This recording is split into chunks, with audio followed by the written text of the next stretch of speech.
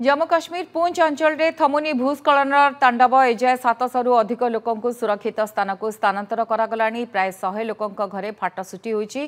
घर विपज्जनक अवस्था लोकों स्थानांतर करा जाउछि। रामबन अंचल में पीड़ितों सरकारी सहायतार प्रतिश्रुति देइछन्ति सरकार।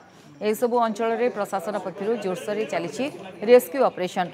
पुंछ जिला कर्तृपक्ष कलाबन गांव परिवार गुड़िक स्थानांतर करने आरंभ कर निरंतर भूस्खलन एवं भूमि अवनति जोगु अंचल असुरक्षित होगाकू लगी।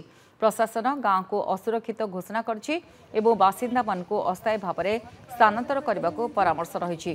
प्रभावित लोकों को निर्दिष्ट आश्रय स्थल को स्थानांतर करा जायछि। जिला सारा उद्धार एवं रिलीफ कार्य जारी रहितबा बेले निखोज व्यक्ति मानकु खोजिबा काम जारी रही।